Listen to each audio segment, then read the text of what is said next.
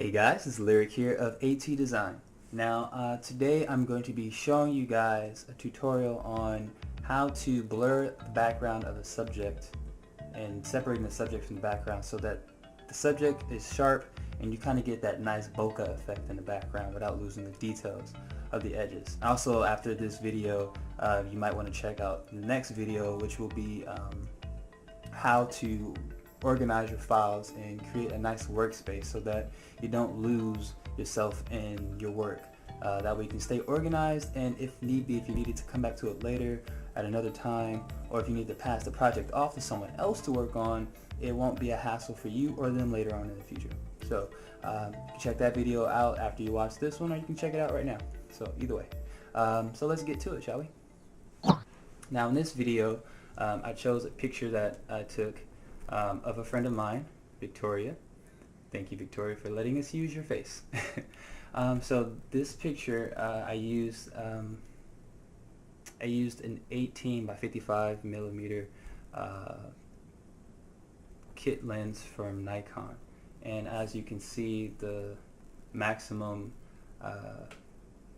I got out of this lens, the maximum f-stop was 3.2, I think, and it's hardly blurry enough for my taste. And I really wanted this to have that nice bokeh effect in the background. So I'm going to go ahead and open my layers, and now we see the background layer. It's locked, so we're going to double click it to unlock it. We're going to name this layer Original.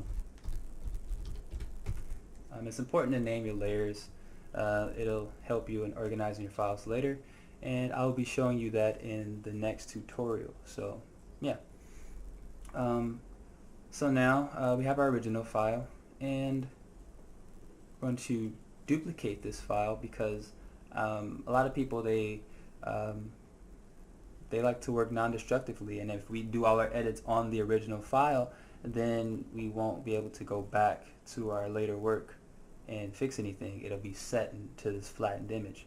So what I'm going to do is I'm going to duplicate the original, and you can either do it two different ways. You can Control J or Command J on a Mac, but that will put your original copy underneath, and the copy of the original is going to go at above it. Excuse me. And maybe you don't want to do that. You know, some people they edit from below and not above. Me, I like to put everything beneath my original file, so once I'm done, I can kind of every now and then go from the top and just click it on and off, and it'll show me my progress. You might do it differently. Some people, they'll turn all of their edits into a group at the end and click that on and off, and then they can reveal the original underneath. So it just really depends on your workflow. This is how I do things. So that was one way to duplicate it. I'm going to Control Z or Command Z, and I'm just going to click. I'm going to hold Alt or Option on a Mac and just click and drag underneath. And that's usually how I duplicate, and I'll be able to keep my original on top and the copy on the bottom. So I'm going to turn off the original, so I'm only looking at the original copy. I'm going to change the original copy, to base layer. Just renaming it, and I'm renaming it because it's not how you spell base layer. I'm going to change the name of that because I'm going to know that this layer is what I'm going to base all my edits from, hence base layer. And so that's my base layer. And I know that I want to blur the background, so I'm going to duplicate. Again, I'm going to hold Alt or Option on a Mac, and just drag it down and copy it. I'm going to rename my layer that I just copied. I'm going to name that Blur layer because that's the layer that I'm going to blur. It's pretty simple. I'm just going to name all the layers what I did to them, or what their function is, so that when I go back later on, if I need to turn something off or make adjustments to a layer, I know which one it is. I mean, it would suck if you come back to something and you show a client at your finished work and they're like, you know what, I like it, but that one little light that's over here, can you fix that? And maybe that's an effect you added, and you go back into your PSD file and it's like stacks and stacks of layers. Maybe you say you got like 45 layers, and you got to go through each individual layer to figure out which is which, because they're all numbered saying layer 1, 2, 3, 4 to 45. That would make it very difficult to kind of go through. So this will make it easier naming your layers. I highly suggest doing that. All right, let's move on. So yeah, I'm going to call this blur layer. Blur layer. And I'm going to turn off our base layer, so we're only looking at the blur layer. Now, to blur this, you're going to go over to the top, filter, and you're going to go to blur, Gaussian blur. This blur gives you a nice soft blur effect. Looks really good for the look that I'm going for. So this is the radius. It's just how much of the pixels are being affected by this blur effect. So if you turn it up, you're going to get the maximum. Don't want that much. And if you turn it down, you get it about as sharp as the image was before. So I'm going to blur this pretty high, somewhere in the middle here, maybe a little more. I want to get there. That's about a 1.8 looks like. If I went any further, I'm looking at 1.4, 1.2. I don't want it to be that blurry. So somewhere like 64 looks good to me.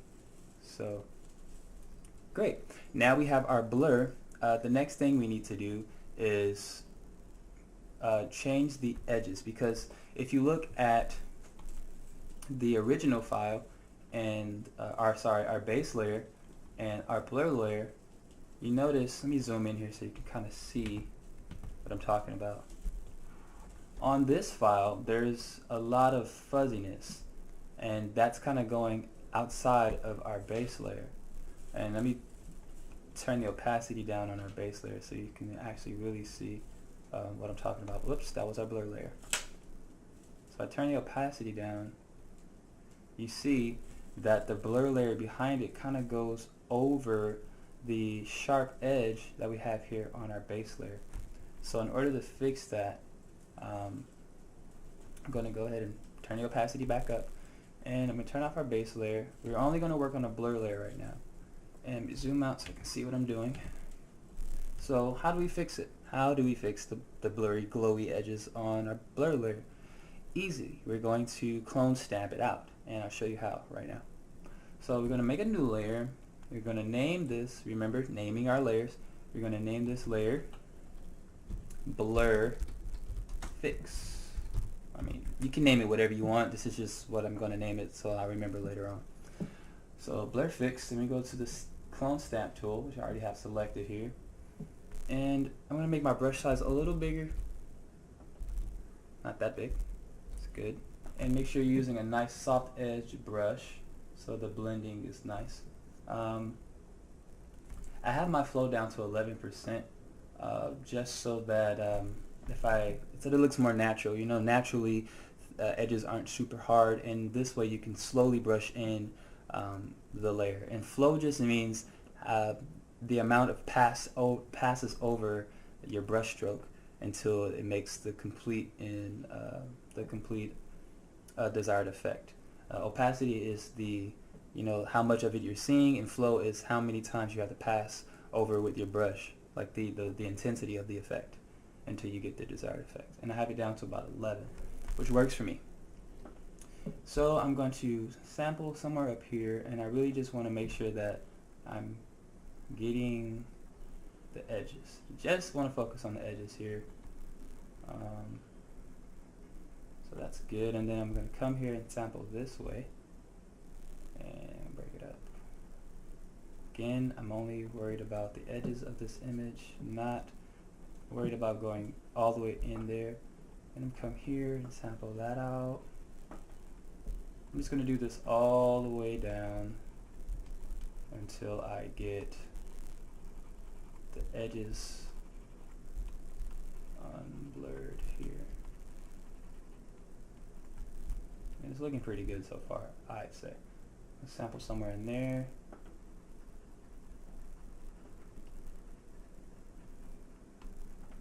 Cool. It's looking pretty good.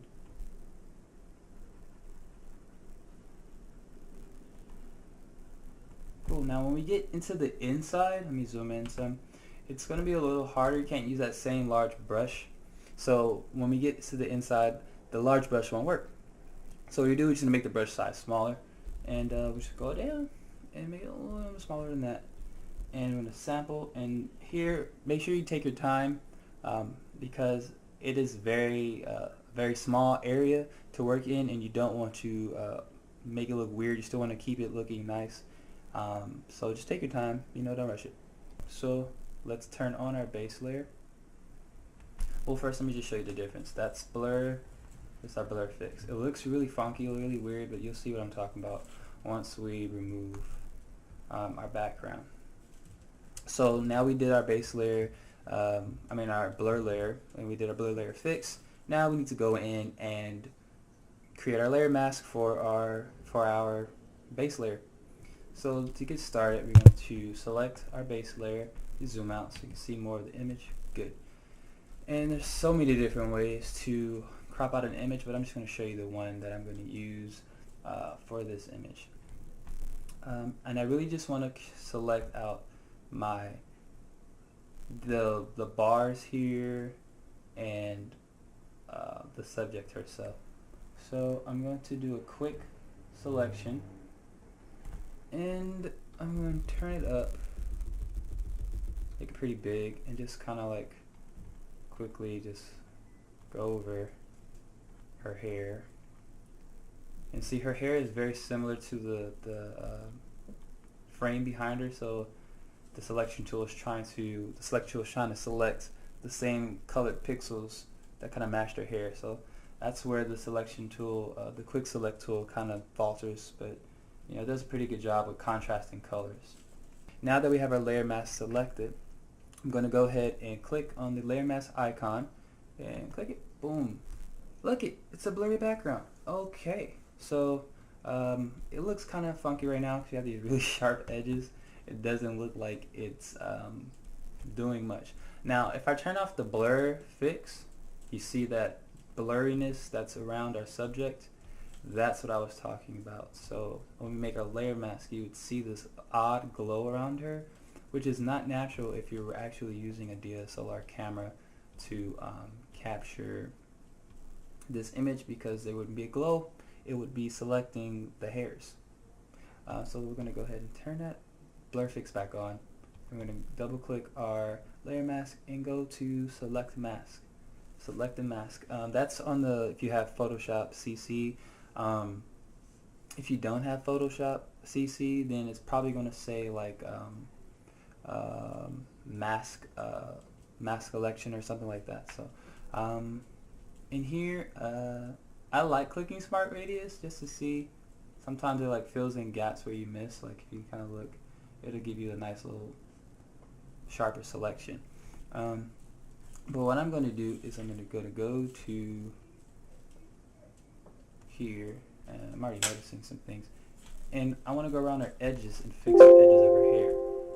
And what's a cool tool to use is this this brush here, which is the Refine Edge brush tool.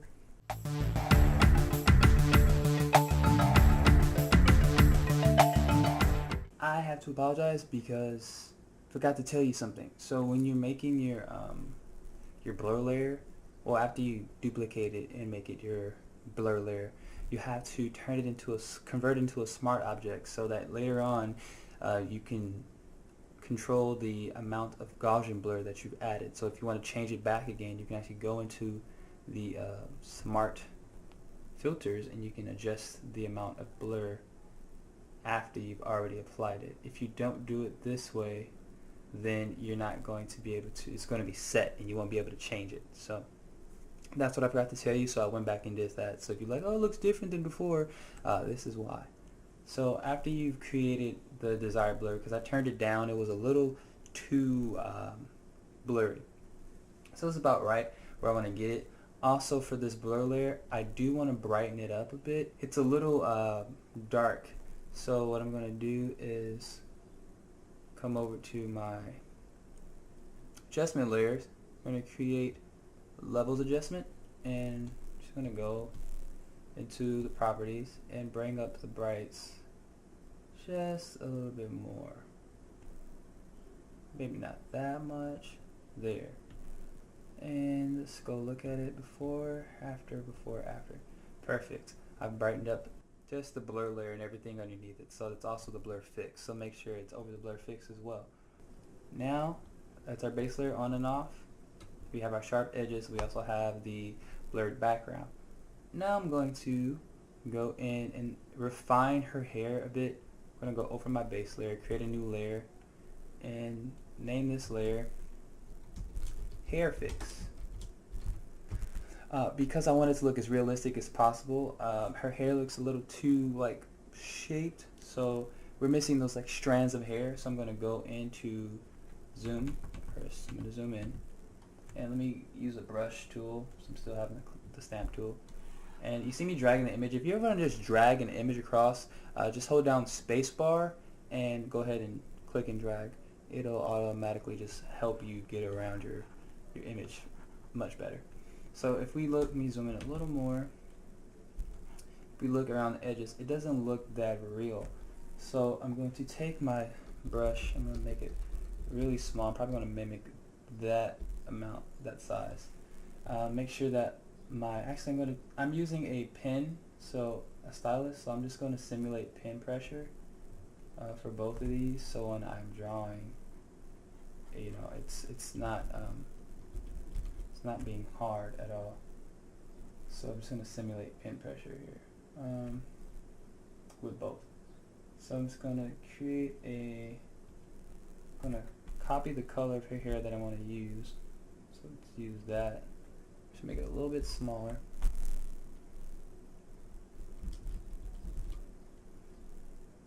Probably even smaller than that. There we go.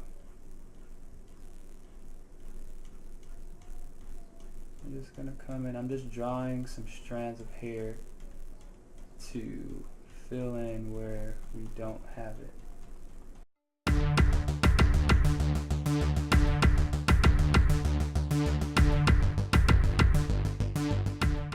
There we go. Now if you can look at the top of her head, we have these fine hairs. I'm going to turn it off and on. It gives more of a shape, but also if you look, you see that it looks, it's so fine that it stands out and it doesn't really look like the rest of the image. So I'm going to zoom in, and they're looking good, but they don't have this like pixelated look as the images. So I have to add some noise. And add noise, you're going to go over to filters, noise, and just add noise. That's way too much, so we're just going to bring the amount down to where it looks like the pixels in the image. Now, you know, we can go up more. I'm just using the buttons on my keypad. So that looks good. That looks like it matches the image. See what uniform looks like. I like how the uniform looks. Okay, cool. So let's say I like that. That looks nice. So I'm gonna hit OK. It still kind of stands out more than there, so I'm gonna blur these pixels using filter, blur, Gaussian blur. But you notice if I blur it that much, then they disappear. So what I'm gonna do here is I'm gonna bring it down. I'm probably only gonna blur it by like a small amount. Just slightly go up. Okay, that's too much. Bring it down, because I still want to see the detail in the hair. Oh, that one was the detail. I just want to lose. Okay, so maybe like a 0.2 pixels. That's good. So here's the hair fix. Perfect. Let me zoom out. There. So now the hair is there. We turn it on and off, on. Kind of get the detail in the hair.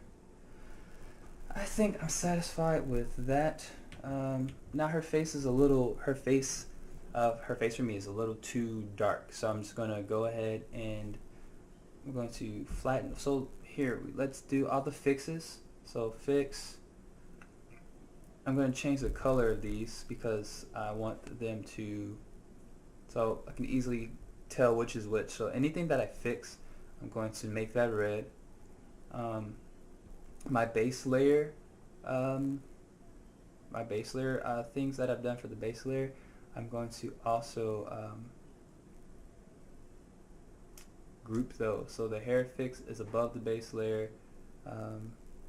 Actually, no, I'm not going to group that because I don't have that many layers, so it wouldn't make sense to group them.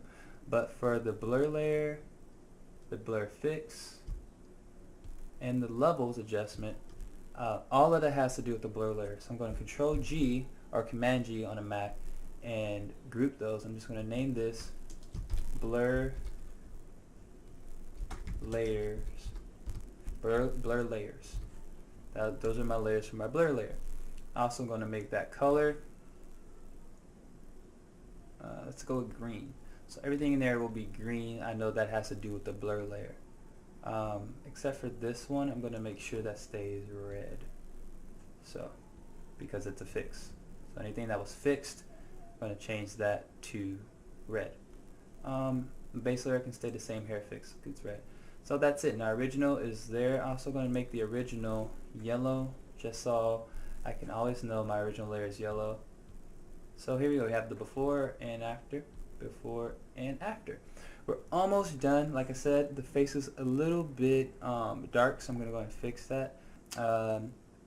And now I'm just going to go in and flatten everything out. And so on a Mac, that's Command Option Shift E, and on a PC it's Control Alt Shift E, and that's just going to compress all the layers below and make a new layer, a flattened image on the top with all of your edits. So I'm going to take all of those, Control G or Command G on a Mac, and group them and name it Layers Group or Layers. I just do it like that. Let's just name it something more direct. Let's do Edit Layers. So those are all the layers that have my edits in them.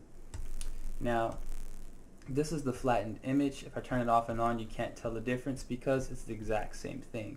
It's just flattened.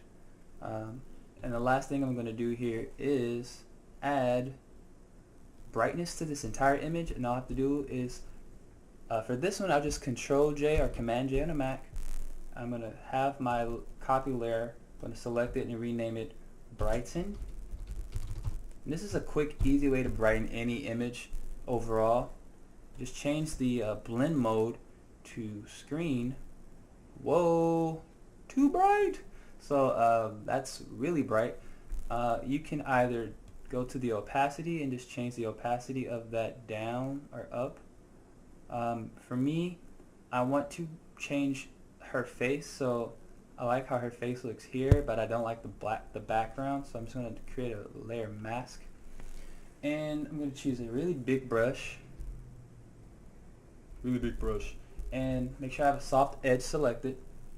I'm going to take my flow and I'm going to bring it down to like a little 10. My opacity, I'll bring that back up to 100. I'll probably even bring my flow down to like 5 or 4. Let's leave it there. I'm just going to make a few passes over. That's two. Oh, make sure you're using black also when you do this. Otherwise, it's not going to make any effect. Paint with black on a layer mask, it will make it will remove the image. If you paint with white, it will reveal. So if you want to see something, it'll be white. If you want it to be invisible, the effect invisible, it will be black. So I'm just going to paint with black over the parts that I don't want to be that bright, which is this portrait image in the background. I'm just going to paint with black a little bit more. Also my background here. Don't want it to be so bright. And I'm just doing this over the layer mask. Remember to paint over the layer mask so you're not actually affecting the image. But disable this layer mask by right-clicking and hit disable. Whoops, excuse me. Right-clicking, hit disable layer mask. You'll see the effects pop back on. So I'm just going to enable that again, and that lets you know that you are indeed using the layer mask. Don't click here and edit on the image. Edit on layer mask. If I click here and I start painting with black, I'm using brown now. Hit X. If I start painting with black, then I'm literally going to be painting black on this image, and I don't want to do that. That will ruin my image. So I'm going to go back here and just continue to darken what I want it to be dark. So that's pretty much it. I'll show you the before, after, before, and after. We've created our subject and isolated her. We've made the background blurry to give that effect, and we brightened the overall image. Those are the only three things we've done in this entire edit, and made a couple layer masks to show you the difference in that. So now you know how to create a blurry background and separate your subject from the image and just blur the background. So that's how I usually do it. There's smart programs that can select the edges, but for me, I like to do it myself because I can do more with it. I have more control. So this is how you do that. Leave any comments, questions in the comments section below. After this video, I'm going to show another video on how to organize your files and keep them very, very, very nice and neat. So you can check that out over here somewhere. Thanks for watching. Again, you guys, this is Lyric from AT Design. Don't forget to subscribe and like. And if you want to hear more, turn on those post notifications, the little bell on the bottom down there somewhere. Alright guys, I'm out of here. I'm talking too much. I will check you on the next video. Peace.